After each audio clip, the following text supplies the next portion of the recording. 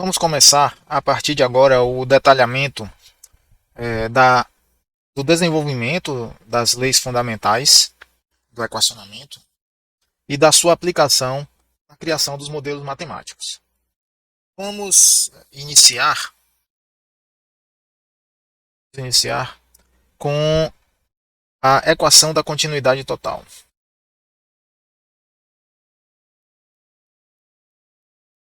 A equação da continuidade total é obtida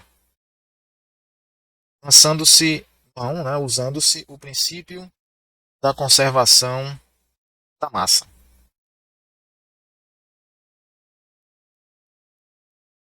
Certo? O princípio da conservação da massa. Então vejam só, pessoal, no que concerne a engenharia química, a engenharia de processos químicos e outras engenharias afins, engenharia de petróleo, alimentos, etc., a massa se conserva. Tá? Na ausência de fenômenos físicos relativísticos ou processos nucleares, como reações nucleares, antimatéria, na ausência desses fenômenos, vamos dizer assim, fenômenos físicos extremos, digamos, a massa se conserva. Ok? Então podemos escrever que a ausência de fenômenos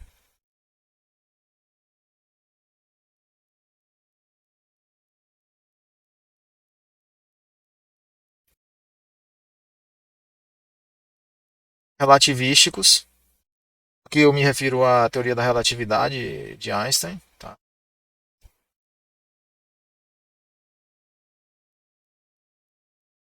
E também reações nucleares.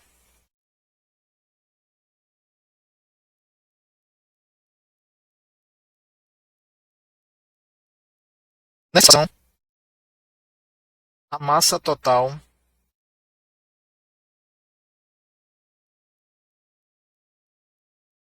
do sistema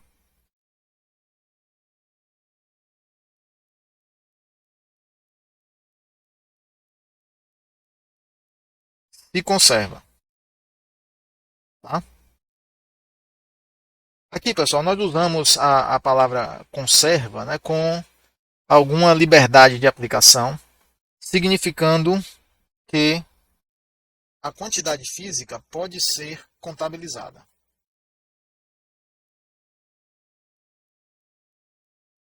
Certo? Pode ser contabilizada.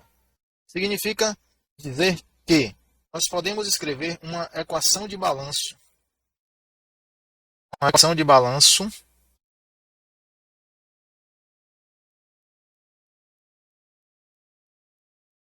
do tipo entrada, o que entra, menos o que sai, mais o que é gerado. Vou pegar isso aqui para cá.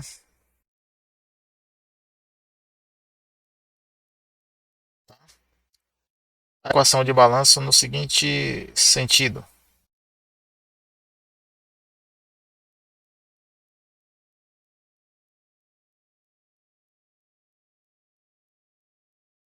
Que entra menos o que sai, mais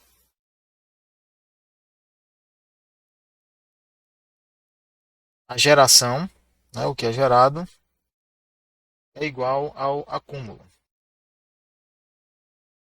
Tá? Essa é a equação de balanço fundamental que vamos usar para todas as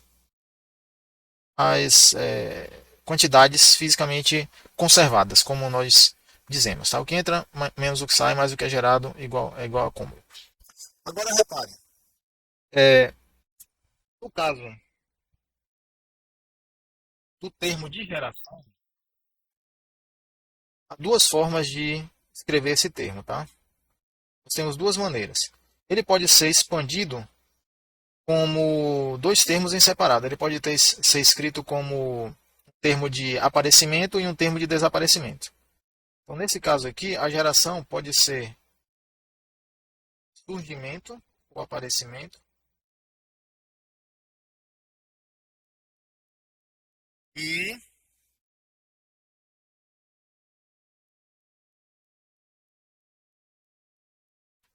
também.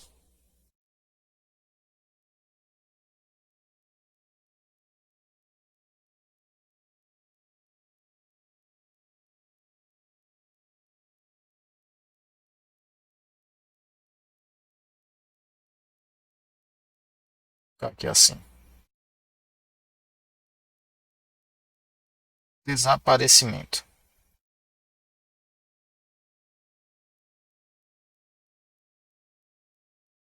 Certo? Pode ser que é um termo com sinal positivo e o desaparecimento é um termo com sinal negativo. A forma de escrever essa equação varia de acordo com a referência, com o livro-texto, tá? Com o autor que escreveu, é a gosto do freguês. No caso aqui, eu costumo utilizar um único termo de geração, entendendo que se a geração é de aparecimento, tá? Termo de geração.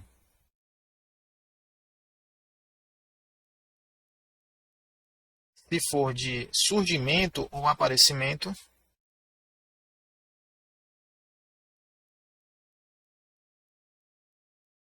dizemos que o termo de geração é um termo fonte. Então, nesse caso, ele terá sinal positivo, certo? Se o termo de geração for de desaparecimento,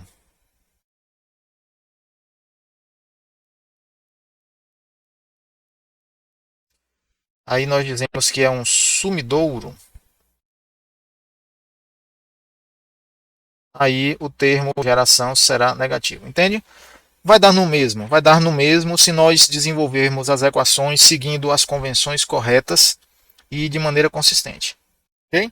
Então, o termo de geração ele pode ser arbitrado positivo ou negativo se ele adiciona a quantidade física no sistema, ele é aparecimento, fonte e positivo. Se ele subtrai a quantidade física do sistema, ele é desaparecimento, sumidouro ou negativo. Tudo bem? Mas não está errado você escrever o que entra menos o que sai, mais o que aparece, menos o que desaparece, é igual ao acúmulo. Tá? Essa equação falada, eu costumo dizer que é uma equação verbal ou verbalizada, é a base para todos os nossos balanços ou todas as nossas contabilizações. Ok? Então vamos aplicar essa equação geral de contabilidade, né, para a conservação da massa. Vamos ver como é que fica. Tá?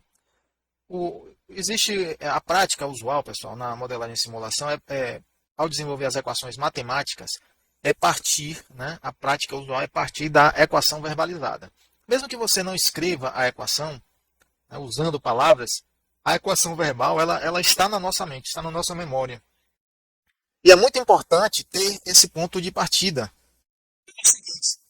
A forma matemática como os termos da equação verbalizada serão escritos, né? Essa forma matemática vai variar de acordo com o modelo, de acordo com as hipóteses e com as premissas que nós utilizamos. Né? Então, vou colocar aqui a equação verbalizada, no caso. Vamos pegar aqui a equação da continuidade total.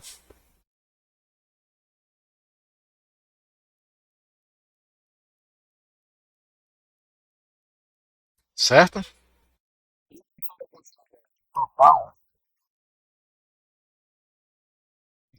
Ela é baseada na lei física, na verdade física de conservação da massa.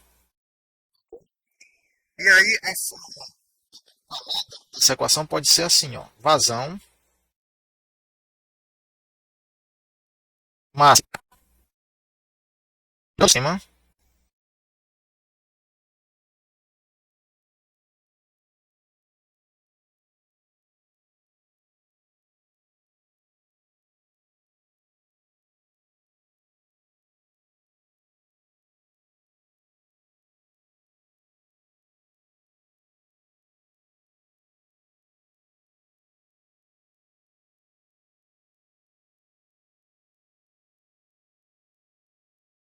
certo? Podemos usar aqui delimitadores, né? Colocar em colchete ou parênteses. Menos vazão mássica saindo do sistema.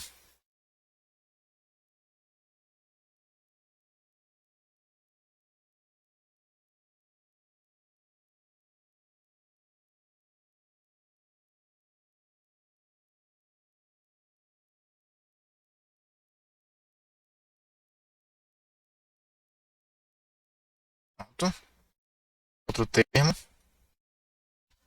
igual a taxa de variação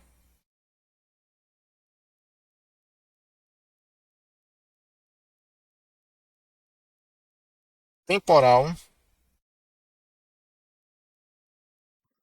Eu gosto de colocar a palavra temporal aqui para ficar bem explícita que a taxa de variação é temporal, certo? Porque, de forma geral, toda derivada é uma taxa de variação, é uma relação entre uma variação e outra, e a taxa de variação em relação ao tempo é a derivada temporal, certo? Mas muitas vezes as pessoas subentendem que taxa é em relação ao tempo, portanto temporal, tá?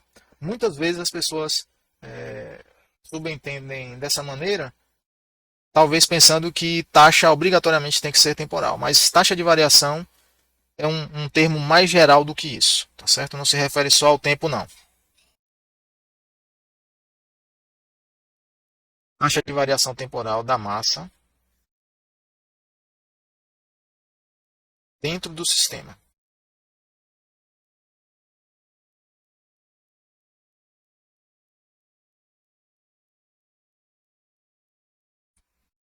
certo?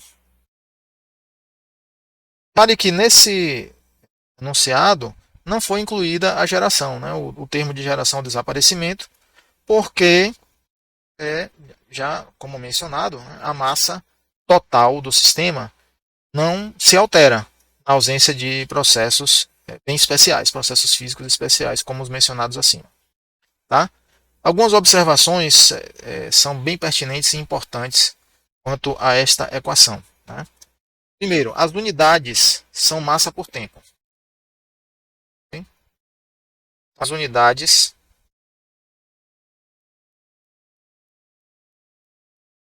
são massa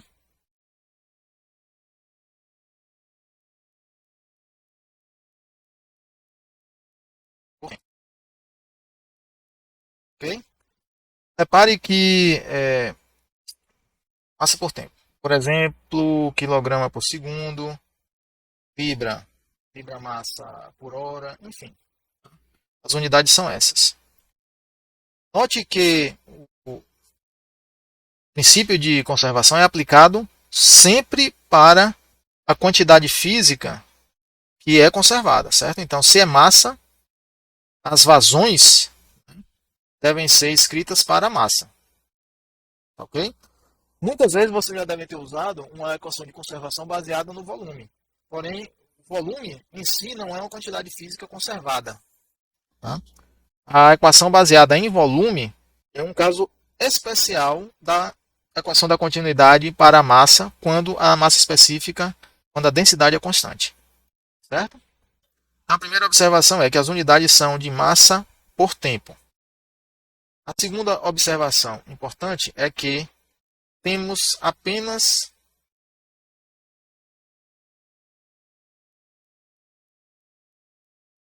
uma única equação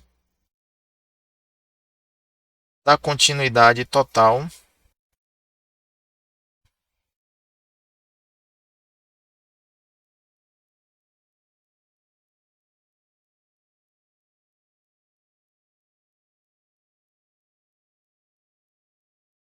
para o sistema.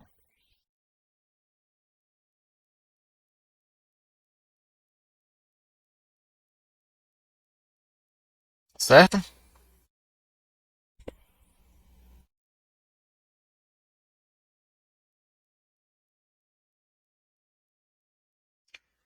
Existe uma peculiaridade, pessoal, quanto à utilização dessa palavra sistema. Tá? Eu estou utilizando aqui a palavra sistema também com certa liberdade, mas na frente eu vou definir, né, que o sistema ele pode ser em alguns casos ele será o volume de controle, né, onde nós vamos fazer o balanço. O sistema usado aqui, a expressão sistema está sendo usada aqui para designar algo que é alvo de nossa atenção, de nosso estudo, né? Nós estamos estudando. Então, o sistema está sendo colocado aqui com essa significação, tá certo? Mas aqui nós poderíamos usar volume de controle, certo? Que o volume de controle é o locus aonde nós aplicamos o princípio de conservação. No momento que nós estamos aplicando balanço sobre o volume de controle, esse volume de controle nós consideramos real fixo do espaço, é algo da nossa atenção, do nosso estudo. Então, esse conceito é um sistema. Né? Esse conceito vai ficar mais claro mais tarde, mais à frente do curso, tá certo? Mas aqui eu poderia dizer, mas o massa está entrando no volume de controle, você vai saindo do volume de controle, então de variação temporal da massa dentro do volume de controle. Tranquilo? Só para deixar claro antecipadamente. Outra questão, né, outra observação importante, né, é que a taxa de variação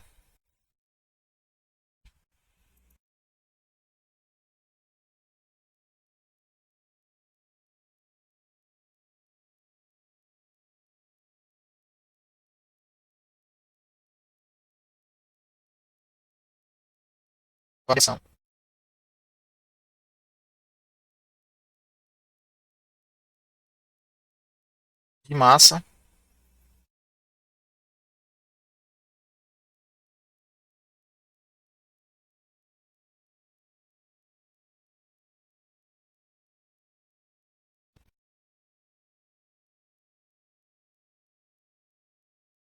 pode ser uma derivada temporal parcial ou ordinária.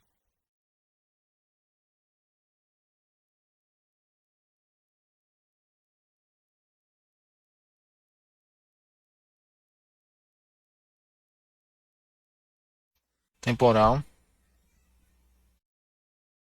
parcial,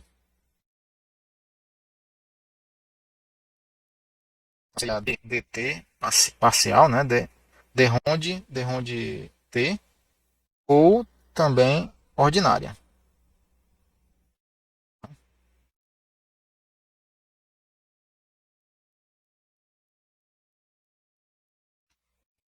Nesse caso seria simplesmente DDT. Tranquilo?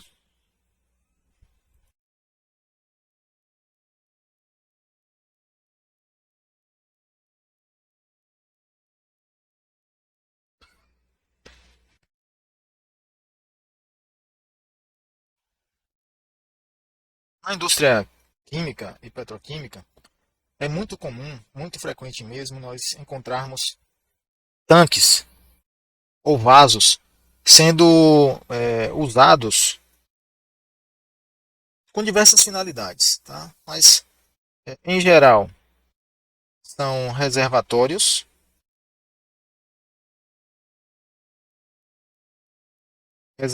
com diversas finalidades, às vezes é estocagem, às vezes é contenção temporária, né? No caso de tanques pulmão no processo, o nível fica variando para acomodar variações no processo, ou reatores também, reatores químicos utilizam vasos, não é verdade? Nós temos alguns tipos de reatores que são vasos, por exemplo, um reator batelada, que a gente às vezes chama de BSTR, um reator de tanque agitado, que a gente abrevia como CSTR. Vamos desenvolver agora, né? Vamos ver um modelo que descreve a variação de nível de um tanque desse. Tá? A variação de nível é uma propriedade simples, né? Uma propriedade de estado simples do tanque, é o nível, cálculo do nível. Tá? E no desenvolvimento de um modelo como esse, nós recorremos ao princípio de conservação da massa. Aqui. Vou desenhar reservatório, tanque. Repare que nesse momento eu já estou fazendo aquele processo de redução do sistema, né, ou redução do modelo. Eu vou capturar, veja como é um tanque, tem muitos tipos de tanque, tá, pessoal? Mas no caso aqui, tanque de reservatório, servem esses aqui, ó. tem muitos detalhes, né? Tem esse guarda-corpo aqui, a estrutura dele varia bastante pode variar de um tanque para o outro. Às vezes o tanque possui até uma espessura de parede variável, porque a pressão hidrostática é maior na base, então a espessura da chapa às vezes até varia.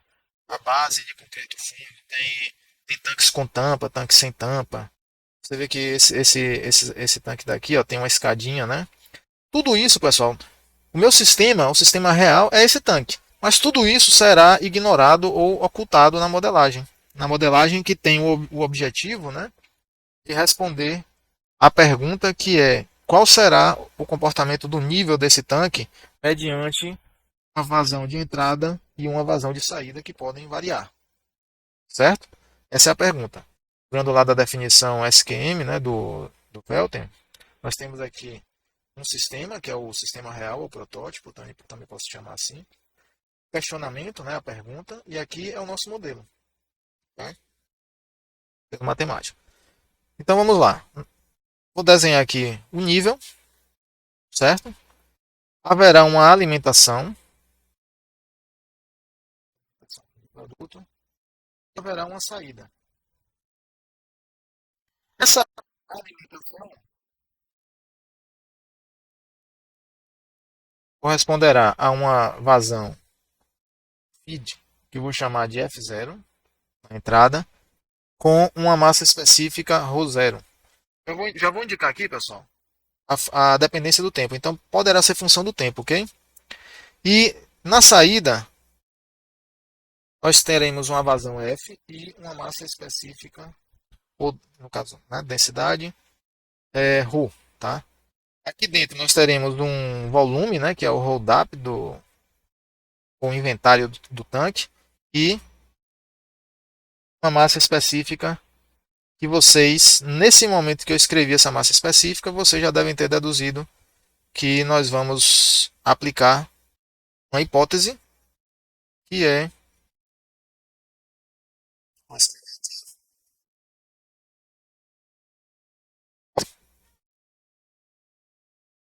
de mistura perfeita.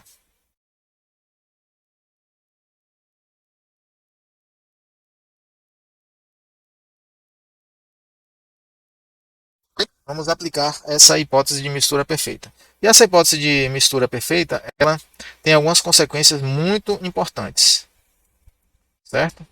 Quais sejam estas? Ela vai implicar em uniformidade espacial,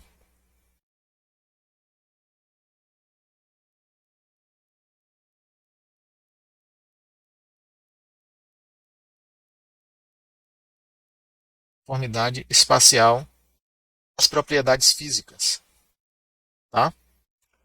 A uniformidade espacial vai garantir que as derivadas de posição, vamos dizer que eu esteja conjecturando, analisando aqui usando o sistema cartesiano, tá? Mas isso vale para sistema cilíndrico, esférico, parabólico, hiperbólico, enfim, qualquer sistema de coordenadas adaptadas, qualquer sistema de coordenadas, tá? Então, nesse caso aqui, as derivadas espaciais se tornam nulas, certo? A consequência desta uniformidade é que as derivadas espaciais são nulas. E se as derivadas espaciais são nulas, nós temos um modelo de parâmetros concentrados.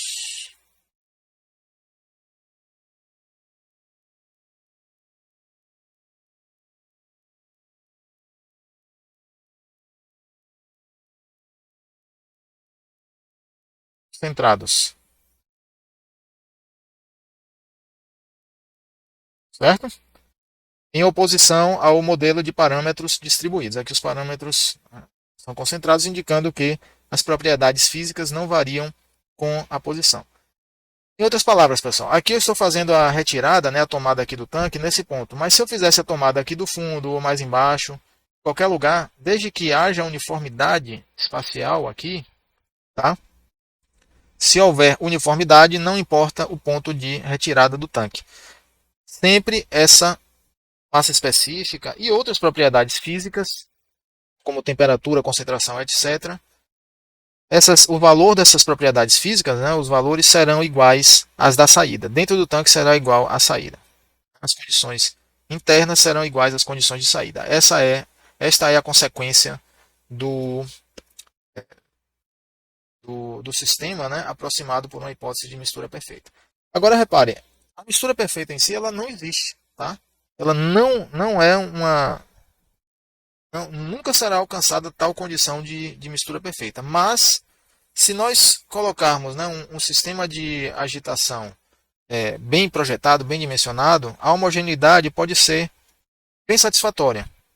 Tá? E dentro da exatidão e da precisão de engenharia necessárias, podemos considerar uma mistura perfeita. Certo?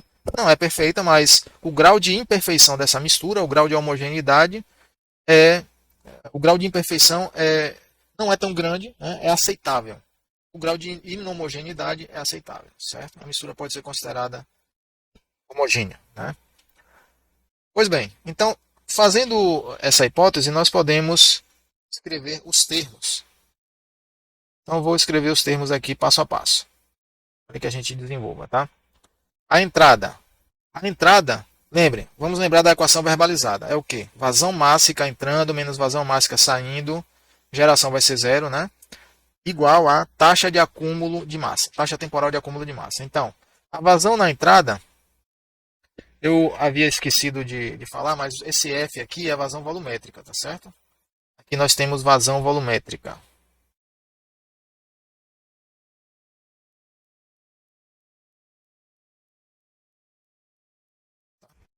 A volumétrica é uma medida muito importante, tá? Porque é muito mais fácil medir volumes do que medir a massa propriamente dita, certo? E no caso aqui, a vazão mássica de entrada será F0 vezes ρ0. Vamos ver se dá certo. Ó. F0, fazendo análise dimensional. Aqui eu já estou avançando na direção de ter um modelo que tem coerência, né, que tem consistência matemática, porque um dos requisitos é consistência ou coerência dimensional e o outro é grau de liberdade zero, tá certo, pessoal? Então vamos lá. Vamos dizer que F0 seja metro cúbico por segundo, certo? E a densidade é quilograma por metro cúbico.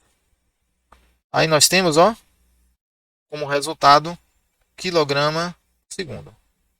Ok, não é isso? Porque as unidades básicas da minha equação de balanço, do meu modelo, nesse caso, será taxa, né? Vazão mássica. Saída. Qual vai ser o termo de saída? Aí você olha o sistema e aí você vê aqui, ó, o termo de saída, qual é a taxa mássica saindo do sistema. Tá? Eu posso até delimitar aqui, ó, uma região do espaço. Esse é o meu sistema, certo? Podemos dizer que é o volume de controle também. Vamos dizer que o volume de controle ele está bem em cima aqui das paredes do vaso e termina aqui no nível, certo? Assim, né, a vazão mássica saindo será F vezes ρ. Bem? F vezes ρ. Então posso escrever aqui, ó, F vezes ρ. Não há termo de geração, há termo de acúmulo. Qual será o acúmulo? O acúmulo sempre será, pessoal, taxa temporal do conteúdo, certo? Eu vou até escrever aqui para vocês fixarem, tá? Conteúdo. Conteúdo de quê? Conteúdo de quê? Conteúdo da quantidade física que eu estou balanceando, certo? Então, nesse caso aqui, nós estamos balanceando o quê? Massa, tá? Então, eu tenho que pensar qual é o conteúdo de massa no sistema. O conteúdo em quilos, em libra. Qual é o conteúdo? Como é que eu escrevo esse conteúdo? Eu posso escrever o conteúdo como sendo vezes o volume do líquido no tanque, tá? Dentro da derivada temporal. Porque aí você vê o seguinte, olha, vamos analisar as unidades. Ó. Se eu tiver ρV, quais são as unidades de ρV? Quilograma, metro cúbico, vezes volume, na verdade, ó. Isso aqui vai embora. Mas, repare, esse termo tem que ser vazão mássica. Esse tem que ser vazão mássica. Esse é somado com esse que será igual ao acúmulo. O acúmulo também tem que ser vazão mássica. Quem é que vai transformar quilo em quilo por segundo? É a derivada. Porque a derivada tem essas unidades aqui, a derivada temporal. Só o operador, né? Só o operador DDT. 1 por segundo. Ó.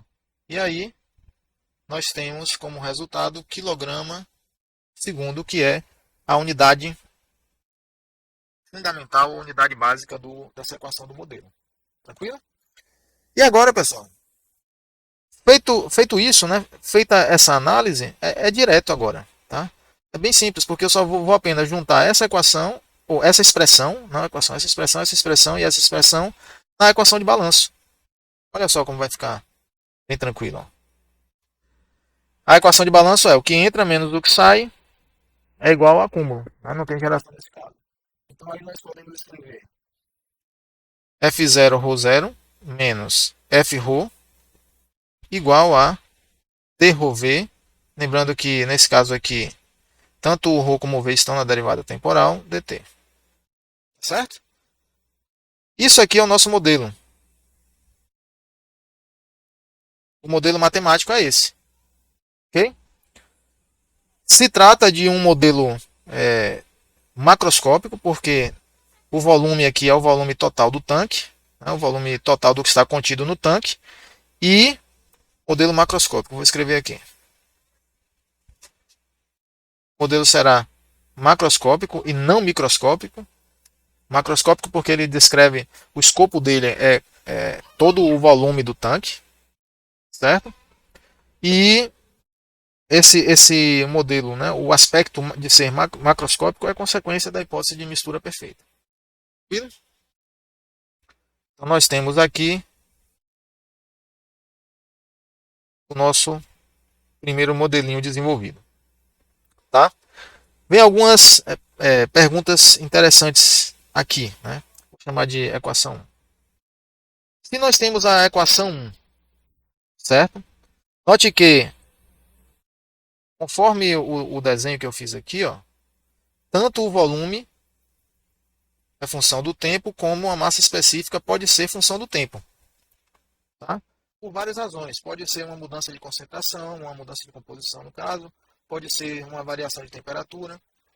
Mas vamos supor que a massa específica possa ser considerada aproximadamente constante. Como ficaria esse modelo? É uma nova hipótese, né? Se eu assumir essa hipótese de massa específica constante,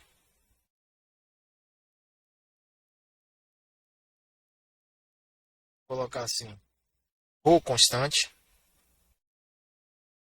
tá? O que é que vai acontecer?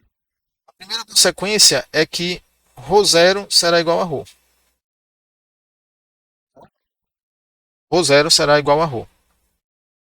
E aí, a segunda consequência é que o ρ poderá sair da derivada temporal. Tranquilo? Então, nesta condição, nós temos o seguinte.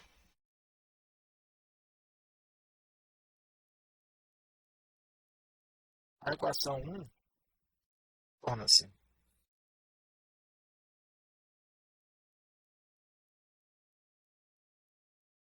eu vou colocar em evidência a massa específica. Tá? Vou chamar simplesmente de ρ. Nós vamos ter F0 menos F. Aqui ó, vai ficar d ρ dv dt. E essa massa específica vai embora, vai ser cancelada. Portanto, o nosso novo modelo simplesmente será, pessoal, posso escrever a derivada aqui na frente, ó, dv dt igual a F0 menos F. Vamos aí uma segunda versão do modelo. Tá certo? Se nós resolvermos esta equação diferencial aqui, o que é que nós vamos obter? Nós vamos obter a forma de variação do nível do tanque, do volume do tanque, com o tempo. Tá? Ou seja, o perfil transiente do volume do tanque. Okay? E se nós estivermos interessados no nível? Tranquilo, não tem problema nenhum.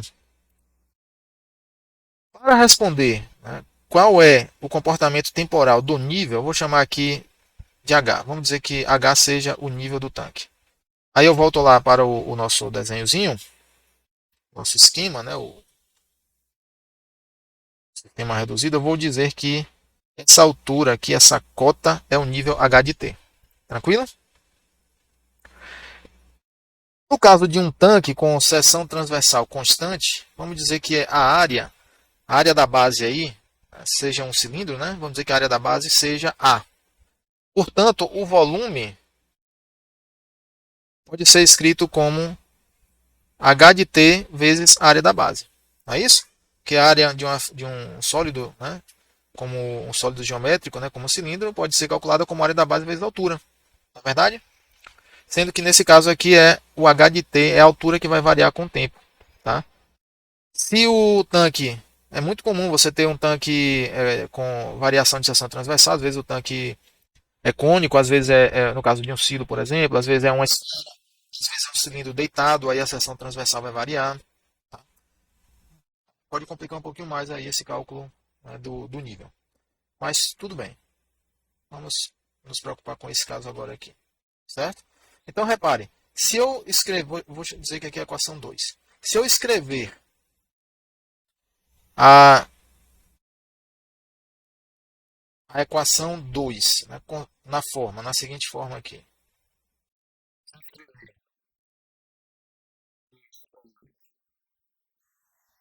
T, o volume será HA,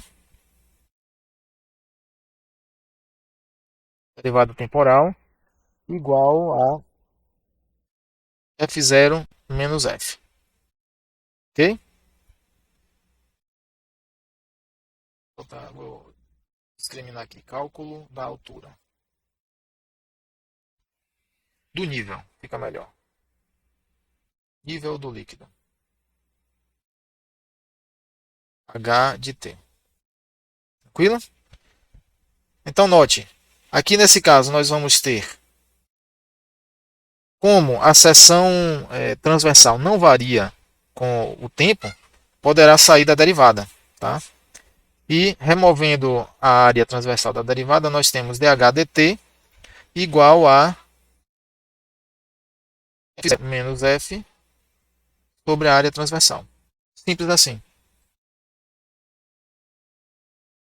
Tranquilo? Que, se resolvido, fornece transiente de nível.